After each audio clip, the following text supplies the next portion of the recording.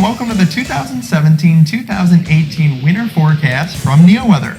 I'm meteorologist Brian Ivy alongside Robert Carroll and Mark Spencer. We have another great winter forecast for you in store this year, so sit back and relax. Thank you for trusting us again for one of the most accurate winter forecasts you can find. This year we look to have another challenging winter forecast as at least a weak La Nina looks to start setting up.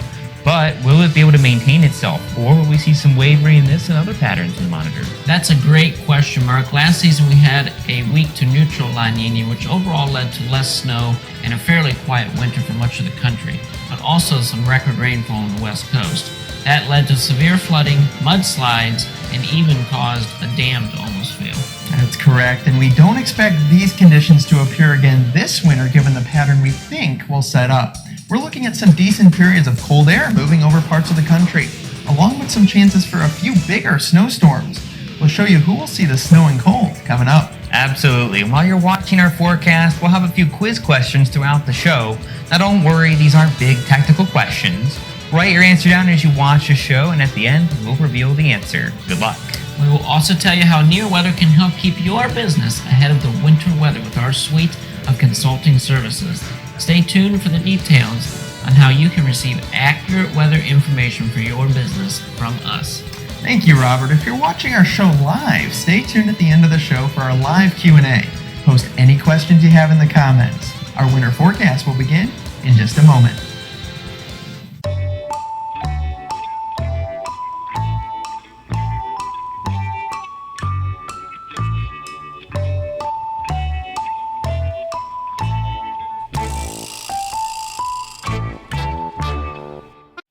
And as you just heard, we do have a weak La Nina setting up this winter, which will create cooler than average water temperatures in the eastern equatorial Pacific.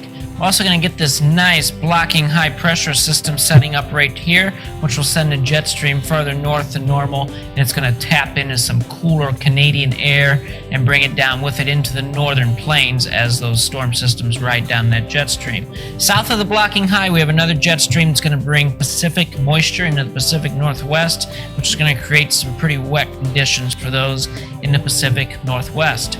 Taking a closer look at the U.S. mainland, we're going to have that jet stream that divides the country right here. It's going to dip further south than normal, so storm systems will be able to travel a little bit further south than normal.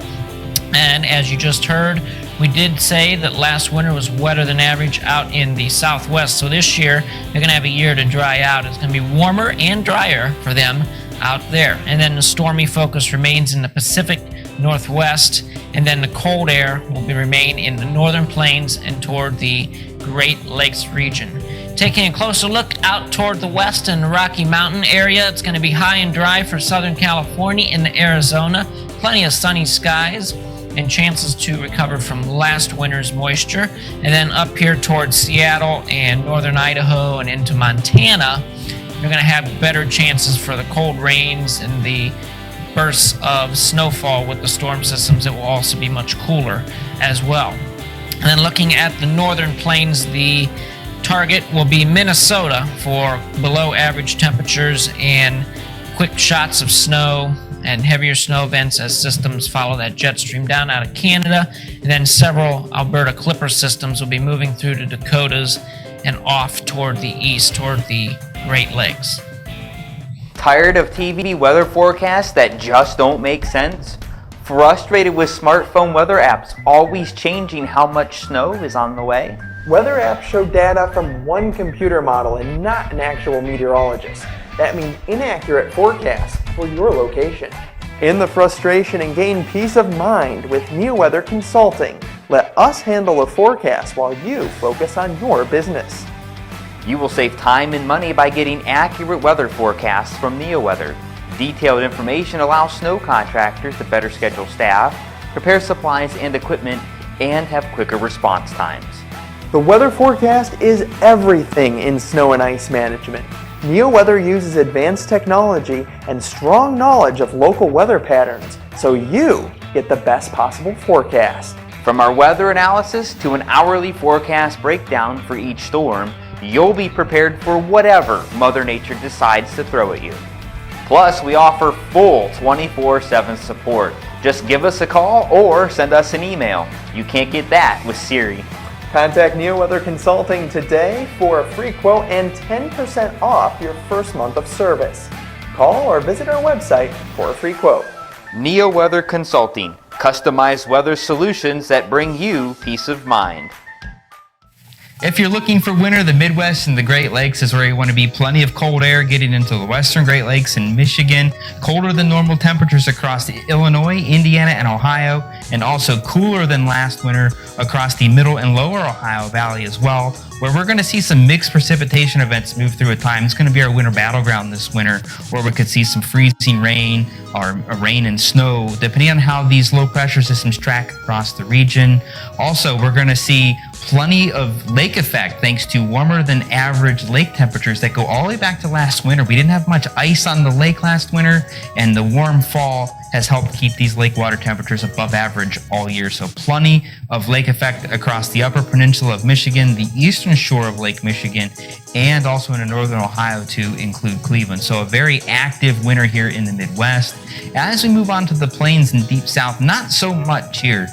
We'll see some ups and downs at times with systems that track out of the front range of the Rockies and move into the Midwest. And this is the western edge of our battleground here. Then we'll see some mixed precipitation from Kansas City to roughly Little Rock. Otherwise, near average temperatures and precipitation across a large portion of this area. It'll be warm and dry along the Gulf Coast this winter, so plenty of warm air and dry conditions from Houston to New Orleans, all the way into the southeast, actually, into Florida. So if you travel to Florida for the winter, the good news is we're expecting mainly dry and warmer than normal temperatures for the winter. That's also good news for the citrus crop. Thanks to high pressure across the southeastern United States, we're expecting a near average winter in terms of temperature and precipitation across a very large portion of the southeast. This is our winter battleground here. It could get into the Tennessee Valley and possibly as far east as Charlotte, North Carolina. We'll have to keep an eye on it just a little bit. We'll also see a few coastal storms develop along the East Coast, and those will move up to the mid-Atlantic and northeastern portions of the United States. And in this part of the region, that's mainly going to be rain for our area thanks to the warm temperatures in place.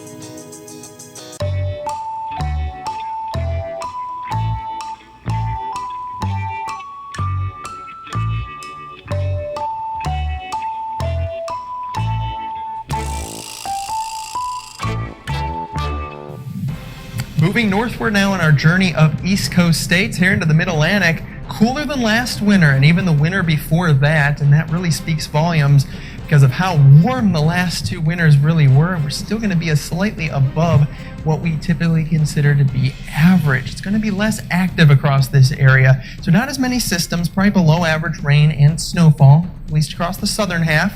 We'll have that battle zone area from southwest PA into the Baltimore and DC area. Likely above average lake effect and upslope snow across the Appalachian Mountains and then across the Lake Erie snowbelt communities as well. More frequent systems across portions of PA and then into the northeast as well. It's pretty typical with La Nina type setups where you have these west to east moving systems. We're going to have less nor'easters. Those are more typical with El Nino patterns. That's when we have those big moisture laden systems moving up the east coast, dropping 2-3 feet of crippling snow.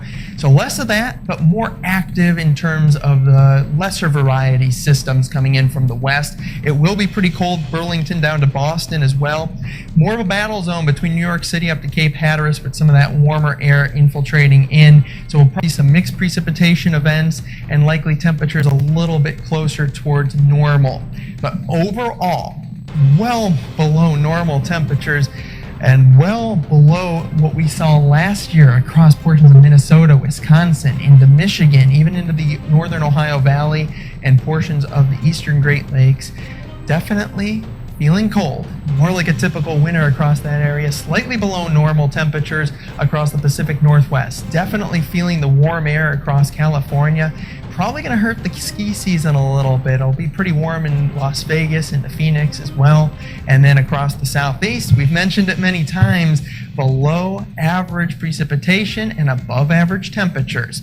Our main area of rain and snow, the active precipitation pattern Midwest through the Great Lakes, Ohio Valley into the Northeast, that's due to a lot of these panhandle hook systems. These low pressures that set up in Oklahoma and move off towards the Northeast and drop a decent amount of precipitation at times. With the colder air coming down across the northern plains, we're likely going to see a lot of this area be above average in terms of snowfall. You know who else is going to see above average snow? Likely the Pacific Northwest. Portions of Portland, Seattle, even in the lower elevations, should see more snow than normal, let alone in the Cascades and the other mountain ranges as well.